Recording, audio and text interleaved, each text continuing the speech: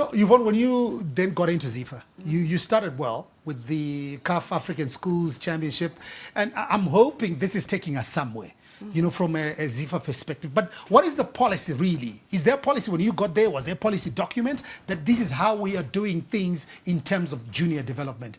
Because when you look at it, we are farmers here, you know, Tikawana onset of rains, we put the seed in the ground, and we know it's going to germinate, we're going to nurture it, you know, until time it's kafchedu. And it's the same with football. You identify players. Whether it's the CAF Schools Football Championship, you identify players from there, but they need to be nurtured in a proper system. Where, because we talk about dietitians, we talk about, you know, psychologists, we talk about, there are a whole lot of things that make up a good player. And the success that we were talking about, it needs to be built from somewhere. Is there a policy that you guys, you know, want to be focusing on? And I know I was talking about all those academies that are mushrooming.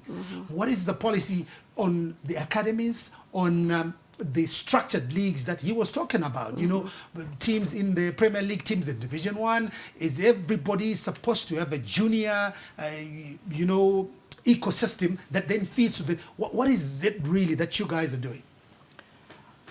Right, I'll answer you again from several perspectives. First of all, the video footage that you're showing of the CAF schools is almost an indication of what the NC is driving at. For us, grassroots participation, mass participation, and you'll notice as we go into the year, I always want to talk about something that I've done. But I mean, we've been talking about the CAF championships, right? But we're also talking about FIFA football for schools. It's something that we're passionate about, that we want to take on, and that we want to also almost increase participation in football. So on one end, we're very concerned about mass participation. Like he's saying, that it's not just about, well, you're lucky you're in a city. What about the young boys and girls in Binga? What about the young boys and girls in Chimani, maybe they don't even have a ball? So the first thing that we want to do is encourage participation, mass participation, and it's one of FIFA's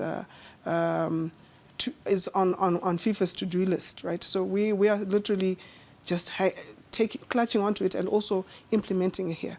In terms of policies, there's a lot. We can say, for example, we need a policy that comes, a football policy. Let's talk about that as academies. Or as clubs, did you have a policy that there was? I haven't heard of a policy that is to do with the country. Right? There's no philosophy. So really, those are the things. What kind of football do we play as Zimbabwe? What kind of football do we play as Zimbabwe? So when we're talking about football and development and academies, there isn't a policy, but we are working on a policy. So you'll find. We've started structuring, at least we didn't find it when we got to the offices, right? So there's a lot of things going on that we need to structure. So we're lucky. We're in an era where we go on the internet and we check what the rest of the world is doing. So we want to make sure that the academies are sort of graded, right? So we'll come to Howard Academy and say, do you have the proper trainers? Do you have proper instructors that are qualified? Do you have the equipment? Do you have the right size balls, right? And then we'll go to Teach Academy and say, okay. Pass with excellent colors. He's excellent. He's able. So these are things that we're discussing. Do you have a technical director yet? We don't have one. We're working on that. Because I'm trying to think. This is probably where it's supposed to come from. This is exactly where it's supposed to come from. This is, the whole of football development is centered on that technical director. Right? And that's why it's taken us much longer to bring that person on board, right? And we are consulting. We don't want to miss it. We've brought in FIFA experts that have come in to assist us and just guide us on how to select, what sort of salaries they're supposed to get, what the expectations are, and what it means to have a technical director in a national association and in football per se. So some of these things will be addressed when we have that technical director. And we can talk about administration, we can talk about everything else, but if you do not have that technical director, what are we doing? The whole core of football is football, right? And that technical director is the anchor in terms of what we're going to do. So we are going to bring in the technical director who will give us direction And FIFA, we're in a very, yes, we went through a difficult time, but in some ways it's been beneficial for us. We've got a lot of technical support. We've had a lot of people coming in to just give us guidance, to give us what the rest of the world is doing. They do deal with a lot of associations that have gone through the same situations that we've gone. Some are excellent, some are not so great, some are doing well. So we take notes and we learn, and we're trying to implement some of those things.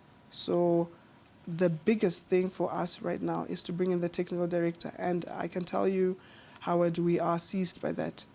We want to make sure that we bring in the person that controls, well, not controls it, but at least structures our football and deals with some of these issues that we're talking about. It's your premier football show, The Couch, Wednesday at 9 p.m. Konapo, Ipapo, pa ZTN Prime, DSV channel 294, the place to be.